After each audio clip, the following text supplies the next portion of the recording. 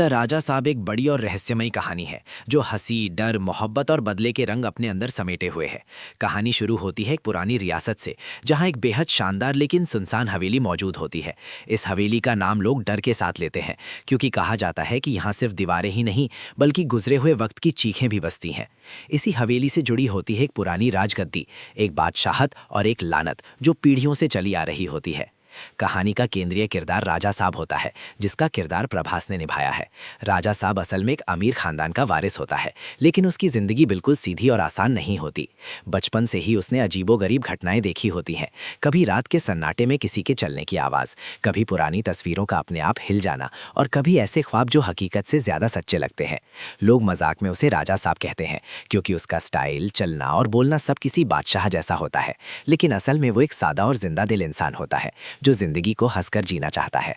राजा साहब शहर से दूर उस हवेली में रहने पर मजबूर हो जाता है जब उसे पता चलता है कि उसके पिता की मौत के बाद सारी जायदाद उसी के नाम हो चुकी है। पहले वो इसे मजाक समझता है और दोस्तों के साथ हंसते हुए कहता है कि अब वो भी हवेली का मालिक बन गया है। लेकिन जैसे ही वो हवेली में कदम रखता है, उसे महसूस होता है कि यहाँ कुछ ठीक नहीं है। दीवारों पर लगी पुरानी तस्वीरों की आंखें जैसे उसका पीछा करती हैं और हवा में एक अजीब सी ठंडक होती है जो दिल तक उतर जाती है। इसी हवेली में कहानी एक नया मोड़ लेती है जब राजा साहब की मुलाकात एक लड़की से होती है जो बेहद खूबसूरत, मासूम और रहस्यमयी होती है। वो लड़की अक्सर हवेली के अंदर या आसपास दिखाई देती है, लेकिन कभी पूरी तरह अपना परिचय नहीं देती। धीरे धीरे राजा साहब उसकी ओर खिंचता चला जाता है। उसकी बातों में एक अलग ही कशिश होती है, जैसे वो सिर्फ जिंदा लोगों की ही नहीं बल्कि गुजरे हुए लम्हों की जबान भी समझती हो। मोहब्बत का एहसास राजा साहब के दिल में जन्म लेने लगता है, लेकिन इस मोहब्बत के साथ साथ डर भी बढ़ता जाता है। कहानी में हंसी का पहलू तब उभर कर सामने आता है जब राजा साहब अपने दोस्तों को हवेली में बुलाता है। दोस्त शहरी जिंदगी के आदी होते हैं, मोबाइल, म्यूजिक और शोर शराबे के बिना रह नहीं सकते। जब वे हवेली में आते हैं तो अजीबोगरीब हरकतें शुरू हो जाती हैं। कभी दरवाजे अपने आप बंद हो जाते हैं, कभी बर्तन गिर जाते हैं और कभी रात में किसी के हंसने की आवाज़ सुनाई देती है। दोस्त पहले तो इसे मजाक समझते हैं, लेकिन धीरे धीरे उनका मजाक डर में बदल जाता है। फिर राजा साहब को पता चलता है कि इस हवेली का एक पुराना राज है। कई साल पहले यहाँ एक जालिम बादशाह रहता था जो अपनी ताकत के नशे में चूर था। उस बादशाह ने अपनी ही रियासत के लोगों पर जुल्म किया, मोहब्बत को जुल्म समझा और इंसाफ का कत्ल किया। इसी जुल्म के नतीजे में एक बेगुनाह रूह ने बद्दुआ दी थी कि इस हवेली में रहने वाला हर वारिस सुकून से महरूम रहेगा जब तक सच सामने नहीं आ जाता। वो बादशाह मर गया, लेकिन उसका गुनाह और उसकी रूह यहीं कैद हो गई। धीरे धीरे राजा साहब को एहसास होता है कि जो लड़की उसे पसंद आई है वो असल में इसी कहानी का हिस्सा है। वो एक रूह होती है जो ना पूरी तरह जिंदा है और ना पूरी तरह मरी हुई। उसकी मोहब्बत अधूरी रह गई थी और उसकी जिंदगी जुल्म के साथ खत्म हुई थी।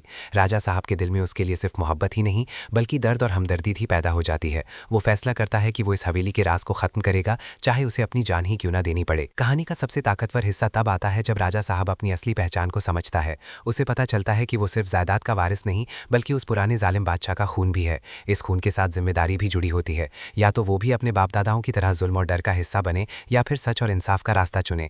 यहीं पर प्रभास का किरदार पूरी शिद्दत के साथ सामने आता है, जहां वो हंसने वाले राजा साहब से गंभीर और ताकतवर किरदार में बदल जाता है। हवेली के अंदर एक रात ऐसी आती है जब सब कुछ अपनी इंतहा को पहुंच जाता है। अंधेरा गहरा होता है, हवा तेज चल रही होती है और दीवारें जैसे जिंदा हो जाती हैं। राजा साहब उस पुरानी रूह का सामना करता है जो असल में उसी जालिम बादशाह की आत्मा होती है। दोनों के बीच जबरदस्त टकराव होता है, जहां सिर्फ ताकत ही नहीं बल्कि जज्बात, दर्द और सच भी टकरा रहे होते हैं। राजा साहब अपनी जबान से वे अल्फाज बोलता है जो सदियों से किसी ने नहीं बोले होते और यहीं से लानत टूटने लगती है। आखिरी हिस्सों में कहानी एक जज्बाती मोड़ लेती है। वो रूह जिससे राजा साहब मोहब्बत करता है उसे आज़ादी मिल जाती है। हवेली का डर खत्म हो जाता है और सुबह की रोशनी पहली बार दीवारों पर सुकून के साथ पड़ती है। राजा साहब जिंदा रहता है, लेकिन वो पहले जैसा नहीं होता। उसकी आंखों में अब बचपना नहीं बल्कि समझ और गहराई होती है।